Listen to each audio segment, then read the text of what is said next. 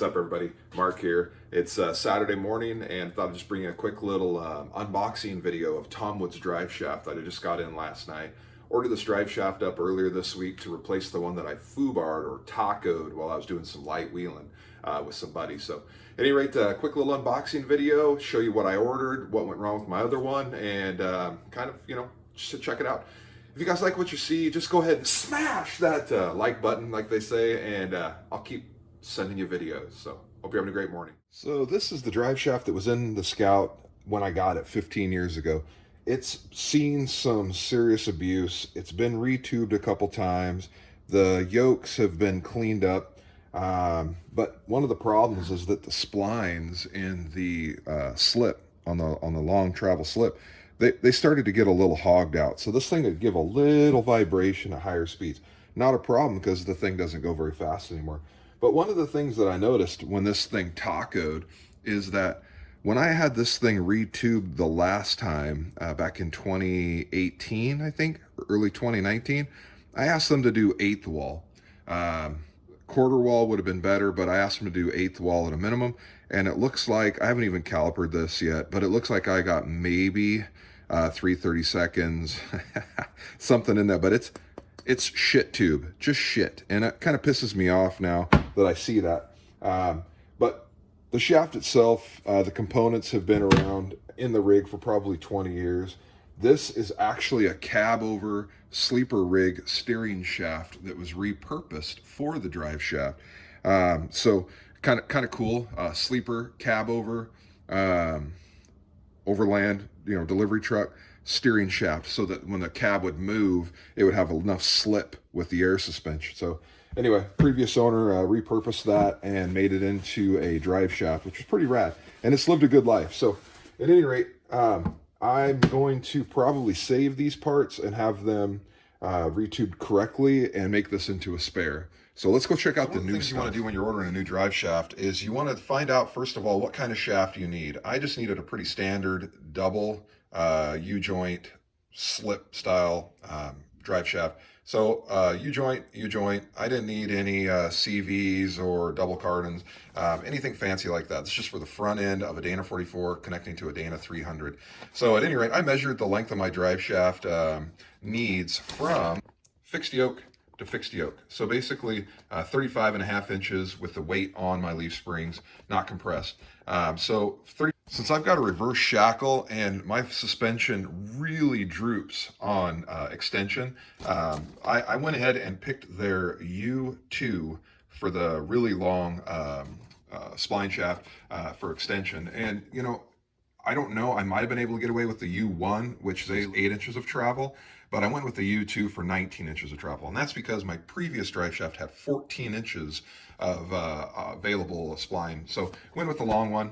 Also 1310 and 1310 for my U-joints. So 1310 on the standard Dana 44 yoke and 1310 on the Dana 300. So I just want to give a quick explanation as to why I chose the 19-inch or U2 shaft, spline shaft from Tom Woods. So basically 35.5 inches is my drive shaft length at about this angle when it is static or just sitting on the leaf springs.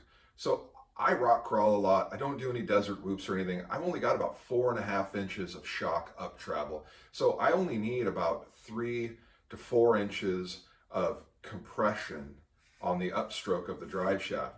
But with my reverse shackle and the way that the suspension is laid out, I really get a lot of down travel. So I really use a lot of that extension on the leaf spring when it droops. I get a lot of flex out of these leaf springs. So I want as much of that down travel as I can so that I'm not extending all the way to the end of the drive shaft and popping down on the socket. So that's why I chose the 19-inch U2 shaft, spline shaft from Tom Woods. Again, also part of the reason why my drive shaft always gets smacked is because of that long extension on my leaf springs and my suspension travel.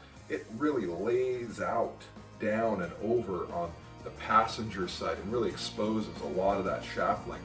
So when I'm rock crawling, If it's extended down and then I come up over a ledge, it hits right almost every time, right in the middle of that drive shaft. So Tom Woods gave me a 8th wall. We'll see if it's strong enough, and we're gonna check it out now.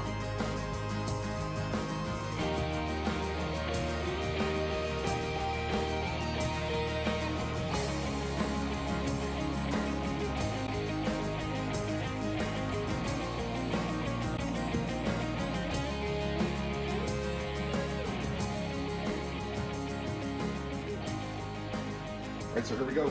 You can see the thing's fully unboxed. I've extended it out to about the 35.5-inch dimension that it'll be run at. It looks like they got the dimension right here. The overall run length is correct. In the box, it came with a couple of new U-bolt strap kits because mine were a little funky. I'll just toss those in spares, my old ones. A couple stickers. They threw in a couple extra for me. Basic instructions for maintenance. Who maintains their stuff? I don't. But the nice thing is this one actually has everything's new. So it's got the grease zerk for greasing the splines. Mine didn't have that. I would just have to repack it every once in a while. And then I opted for brand new Spicer GP joints, which have the greasable cross in them. So I should be able to keep this thing pretty well lubed and maintained. But the thing is burl. I mean, it is easily...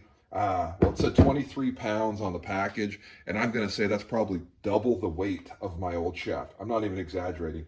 23 pounds, and my old one was maybe 15, so it's not quite double. I get that. But anyway, it's heavy duty. I think this thing is going to be a phenomenal shaft. Well balanced. It seems like it's been balanced both front and rear for run out. So there you have it. A couple extra stickers, burl shaft. It's more than I really wanted to pay. But it seems like the quality is what everybody said it would be. I've seen their ads in magazines ever since I was a little kid.